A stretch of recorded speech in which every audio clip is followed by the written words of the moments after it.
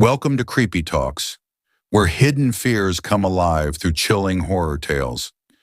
Dare to listen as every story pulls you deeper into the darkness. Story 1: The Night Shift That Never Ended. People trust fast food restaurants. They trust the bright lights. They trust the uniforms. They trust the idea that nothing truly evil can exist in a place where families eat. That trust is a mistake. Because when the shutters come down, when the music stops playing, and when the last customer leaves, some places wake up. This story was shared by Daniel Harper, a former night shift supervisor at a KFC outlet that operated 24 hours a day. The location doesn't matter. The name on the building still hasn't changed, but Daniel hasn't slept properly since that night. 1:39 a.m. The restaurant was closed. The front doors were locked. The drive-through lights were turned off. Only the emergency bulbs glowed faintly inside the kitchen, casting long, distorted shadows on the walls. 3 people remained inside: Daniel Harper, the night supervisor Ethan Cole, a young trainee on his 3rd week Mr. Wilkins, an old janitor who only worked night shifts. The silence felt unnatural. Fryers clicked as they cooled. The refrigerator hummed steadily. Somewhere in the ceiling, something scratched, then stopped. Daniel sat in the manager's office watching the CCTV monitors. 6 cameras. 5 were working perfectly. 1 wasn't. Camera 4 faced the freezer corridor, a narrow hallway leading to the walk-in freezer. The screen showed static, gray noise, no image. Again. Ethan leaned over Daniel's shoulder. "That one's dead again," he said. "It always goes out at night." Daniel frowned. It was fine before closing. Mr. Wilkins, mopping the floor nearby, suddenly stopped. "Some things don't like being watched," he said quietly. Daniel glanced at him. "What was that?" Wilkins didn't answer. He just resumed mopping, slower than before. Daniel felt a tight knot form in his chest. The freezer rule. Every employee knew the rule. Never enter the freezer alone after midnight. Officially, it was a safety policy. Unofficially, it was something else. Employees complained about whispers, cold spots that moved, the feeling of being watched. 2 workers had quit without notice in the past year. Neither ever explained why. Tonight, the freezer inventory was still unchecked. Daniel sighed. "I'll do it." Ethan looked relieved. Wilkins avoided eye contact. Daniel grabbed the clipboard and walked toward the freezer corridor. The lights flickered the moment he stepped inside. The cold. The walk-in freezer door creaked open. A blast of freezing air slammed into Daniel's face. His breath turned white instantly. The smell inside was sharp: raw chicken, metal, and something sour underneath. Rows of frozen boxes were stacked neatly. Everything looked normal. Daniel began counting: 26, 27, 28. Then he noticed something wrong. Condensation on the inside of the freezer door.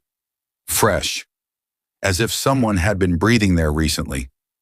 Daniel wiped it with his glove, forcing a nervous laugh. "Get a grip," he whispered. That's when he heard it. A sound that did not belong in a freezer. A wet, dragging noise. Slow, heavy, coming from behind the stacked boxes. Daniel froze. "Hello?" he called. The dragging stopped. For a moment there was nothing. Then, knock, knock, knock. 3 slow knocks, not on the door, on the freezer wall, from the inside. Daniel's heart slammed against his ribs. His hands shook so badly the clipboard slipped from his fingers. "This isn't funny," he said, his voice barely holding together.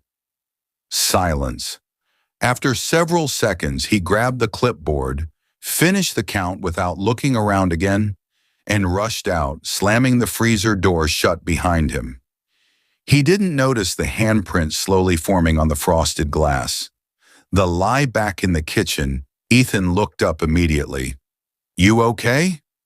Daniel nodded. "Yeah, just cold." It was a lie, because if he told the truth, he would have to explain how something knocked from inside a sealed freezer. Mr. Wilkins watched Daniel closely, his eyes dark and unreadable. "Freezer still hungry?" Wilkins asked. Daniel frowned. "What?" Wilkins smiled faintly. "Nothing." 2:52 a.m. cleaning was almost done. The restaurant felt heavier now, as if the air itself had thickened. Sounds echoed longer than they should have. Then the fryer alarm went off. Beep, beep, beep. Ethan jumped. "That's not possible. Everything's shut down." Daniel ran to the control panel. The fryer was heating up, on its own. The oil began bubbling violently, rising higher and higher. Then the order screen lit up. A new order appeared. No customer, no employee input, just 3 words. "Extra crispy, staff meal." Ethan screamed. The lights went out. Complete darkness. The smell emergency lights flickered on seconds later, and that's when the smell hit them. Not oil, not chicken, burnt meat, human. Daniel covered his mouth. "Where's Wilkins?" Ethan whispered, his voice breaking. The mop lay abandoned near the freezer corridor. Dirty water slowly spread across the floor, forming a trail that led directly to the freezer door. The handle began to move, slowly, as if someone inside was testing it. Daniel grabbed a fire extinguisher, his hands shaking uncontrollably. The freezer door burst open. Cold air exploded outward. Inside, stacked between frozen chicken boxes, was Mr. Wilkins' ID badge. Still wet, still warm.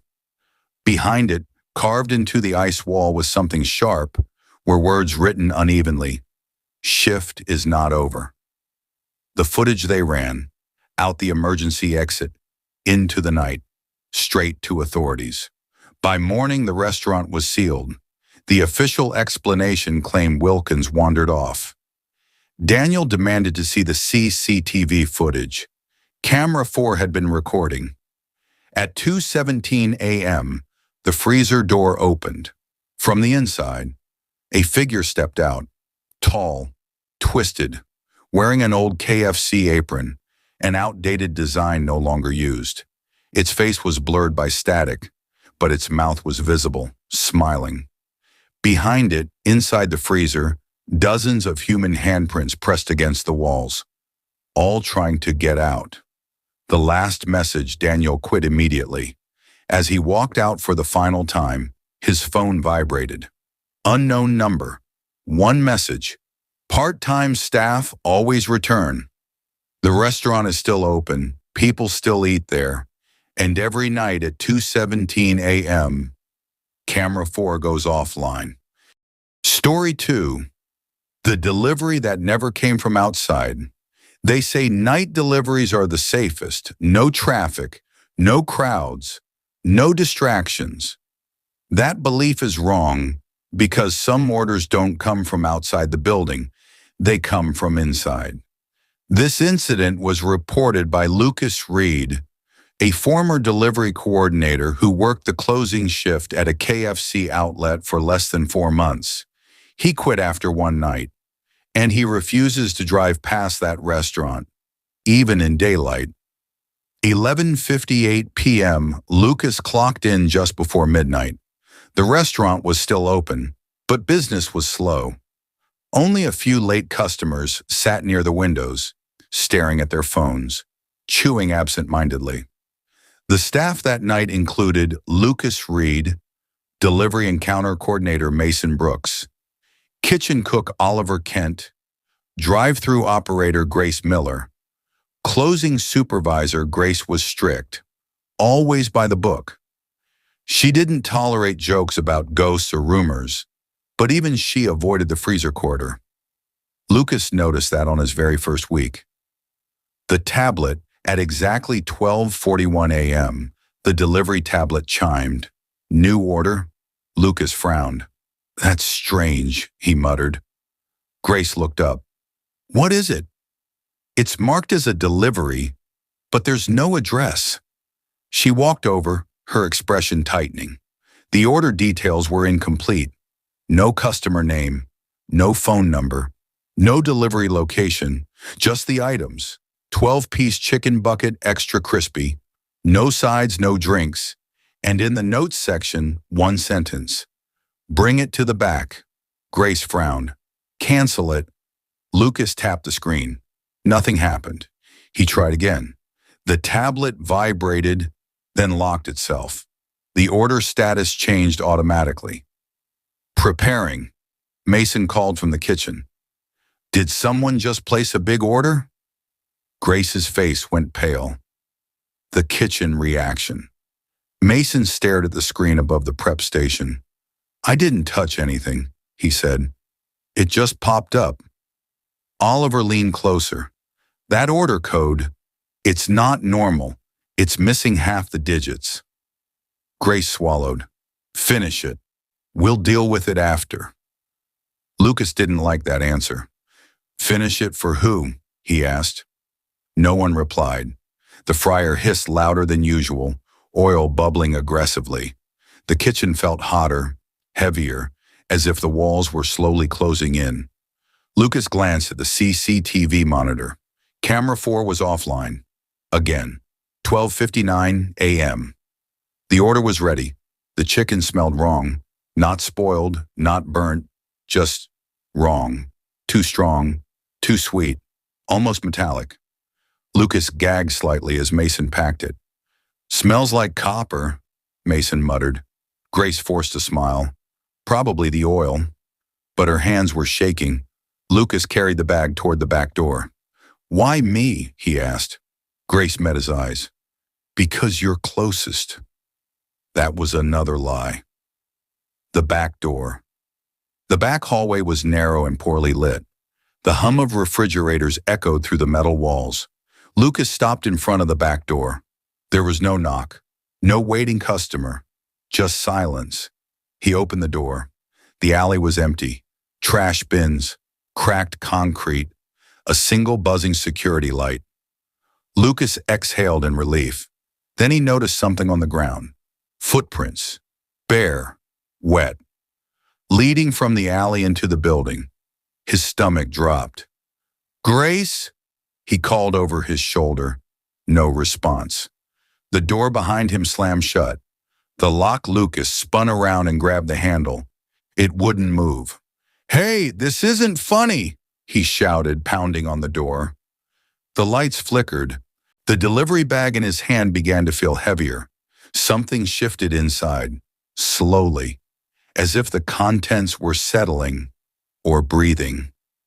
A voice whispered behind him, not loud, not clear, right against his ear. You're late. Lucas screamed and threw the bag. It hit the ground and burst open. The chicken spilled out, except it wasn't chicken anymore. The pieces were shaped wrong, too long, too thin, human fingers, battered, fried, crispy. Each one had a bite mark, 1:07 a.m. The lights came back on. The back door unlocked. Lucas ran inside, sobbing, nearly collapsing in the hallway. Grace and the others rushed toward him. What happened? Grace demanded. Lucas couldn't speak. He just pointed toward the open door. Mason looked out into the alley. There's nothing there, he said. Oliver frowned. Where's the order? Lucas looked down. The bag was gone. The floor was clean. No oil, no blood, no fingers.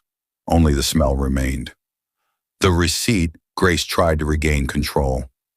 Everyone calm down, she said. Lucas, go sit down. As Lucas backed away, something slipped from his pocket. A receipt. He hadn't printed it. No one had. Grace picked it up. Her face drained of color as she read it. At the bottom, below the total, a line was printed in faded ink. One staff member remaining. The timestamp read 2:17 a.m., the disappearance. Oliver was sent to clean the drive-thru. He never came back. At 2:14 a.m., the drive-thru headset crackled. Static. Then Oliver's voice. Flat. Wrong. "I'm ready," he said. Grace grabbed the headset. "Oliver, where are you?" Silence, then chewing. Slow. Wet chewing. The headset dropped to the floor. Camera 6 showed the drive-thru lane. Empty, except for drag marks leading toward the freezer corridor. The freezer again. Grace knew. She didn't want to admit it, but she knew. "Everyone out," she said quietly. Mason ran. Lucas ran. Grace stayed behind. The freezer door was open. Cold air poured out like breath. Inside, the walls were no longer white. They were covered in greasy handprints. And names, carved into the ice. Dozens of names, staff names. Some crossed out, some circled. At the bottom, freshly written, Oliver Kent. A hand reached out from behind the stacked boxes. Grace screamed. The freezer door slammed shut. The final order Lucas and Mason waited outside until morning. Authorities arrived. Grace was never found. The official report claims stress-induced hallucinations and abandonment. But Lucas knows the truth. Because weeks later, while working at a different restaurant, his phone buzzed. A delivery app notification from an unknown restaurant. One item, no address. Just a note. Back door still open. And the pickup time. 2:17 a.m. Story 3. The camera that recorded tomorrow. Security cameras are meant to protect. They record what already happened. They don't predict. They don't warn. But one camera inside that KFC did something else. It showed what was about to happen. This story comes from Noah Bennett, a former assistant manager who lasted only 6 nights on the job. He quit after watching footage that hadn't happened yet. 10:57 p.m. Noah's shift started early. The restaurant was busy. Too busy for a place with such a bad reputation among staff. New hires didn't know the rumors yet. That night's crew, Noah Bennett, assistant manager Ryan Moore, fryer operator Chloe Sanders, cashier Henry Walsh, stock handler. Everyone laughed, joked, acted normal, which made what happened later even worse. The warning, while checking inventory logs in the office, Noah noticed something strange. The CCTV monitor timestamp was wrong. Camera 4 showed the freezer corridor. The timestamp read 2:17 a.m. Noah checked his watch. 10:59 p.m. 4 hours early. He tapped the monitor.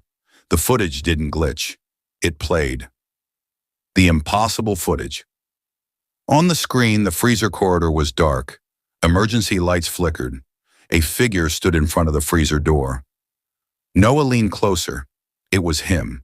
Same uniform, same posture. On screen, future Noah raised his hand and knocked on the freezer door. 3 times. Knock, knock, knock. Noah's stomach dropped. Behind him, Chloe laughed at something Ryan said. The present was still normal. The screen wasn't. The loop Noah rewound the footage. It wouldn't rewind. The time bar was locked. The footage continued. On screen, Noah turned slowly, as if sensing something behind him. The freezer door opened. Cold air spilled out. A hand reached from inside and grabbed future Noah by the wrist. The screen went black. The timestamp changed. 2:18 a.m. camera 4 went offline. Noah stumbled backward, knocking his chair over. "Everything okay?" Henry called from the stockroom. Noah forced a smile. "Yeah, just tired." He didn't tell them, because if he did, it would make it real. 11:43 p.m. Chloe was the first to notice. "Why is camera 4 frozen?" she asked. Noah's throat tightened. Ryan shrugged. That one's always broken. The lights flickered. The fryer temperature spiked. The smell of oil turned bitter. Noah watched the clock. Time moved too slowly. Every minute felt stretched. 12:30 a.m. Henry didn't return from the stockroom. Ryan went to check. He never came back either. The intercom crackled. Ryan's voice whispered through it. Freezer, inventory. Chloe grabbed Noah's arm. That's not his voice. The CCTV switched on. Camera 4. Live feed. Henry stood in front of the freezer door. Ryan stood behind him, both motionless. Their mouths were open, too wide. The knock. Noah remembered the footage. He screamed, "Don't knock!" Henry raised his hand. 3 knocks. The freezer door opened. Both men were pulled inside at the same time. Camera 4 went dark. Chloe collapsed, crying. The timestamp jumped. 2:16 a.m. The choice. Noah's phone buzzed. A system notification. Camera 4 ready. 1 minute left.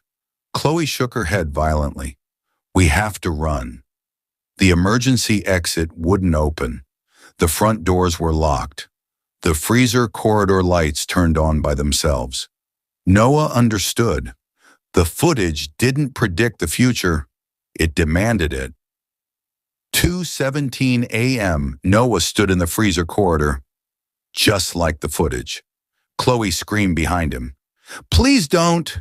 His body moved without permission. He raised his hand. 3 knocks. The freezer door opened. Cold air poured out.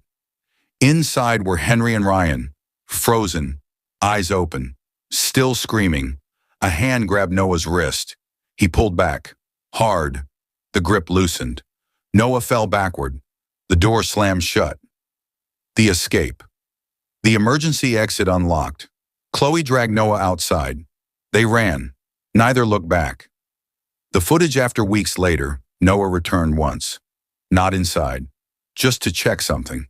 Through a contact, he got the footage. Camera 4. Timestamp.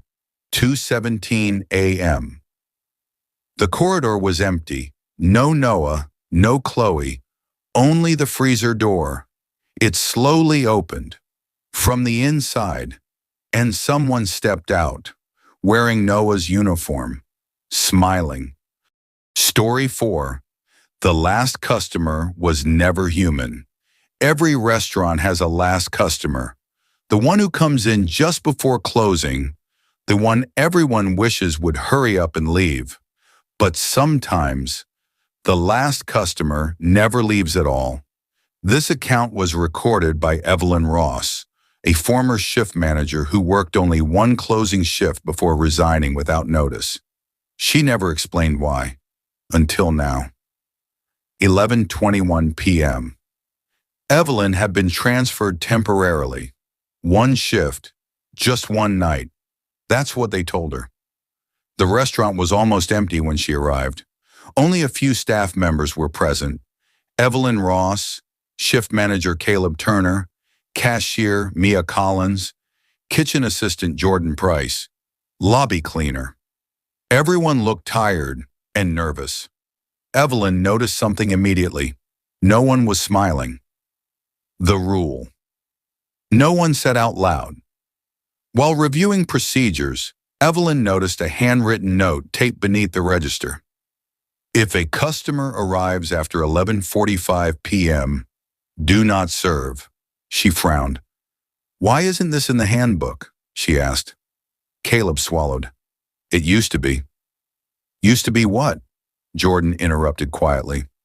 Don't ask questions after midnight. 11:58 p.m. The doorbell chimed. Everyone froze. A customer stepped inside. Tall, thin, wearing a long coat despite the warm air. His face was wrong, not distorted, just incomplete, like someone had tried to remember a face and failed. He smiled, too slowly. I'm starving, he said.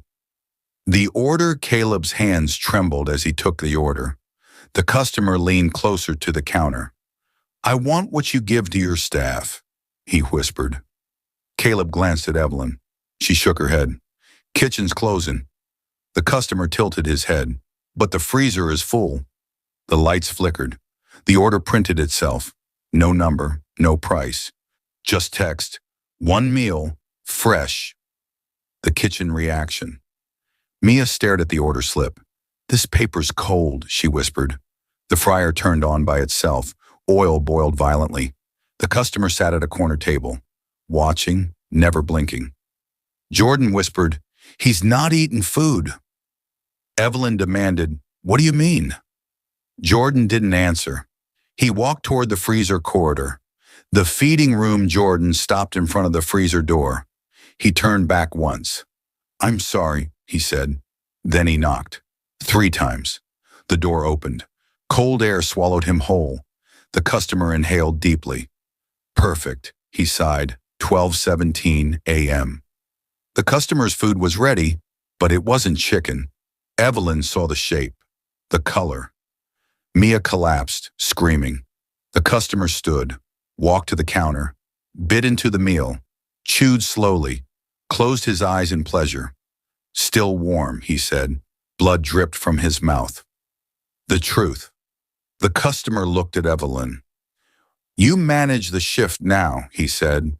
"That means you choose." "Choose what?" she whispered. He smiled wider. "Who stays?" The CCTV screens turned on. Camera 4, the freezer corridor, dozens of faces pressed against the ice. Former staff, all watching, all waiting. The choice. The customer pointed. "Mia, Caleb." "One," he said. Evelyn screamed. The freezer door opened by itself. Hands reached out. Caleb was dragged first. Mia followed. Their screams were cut short.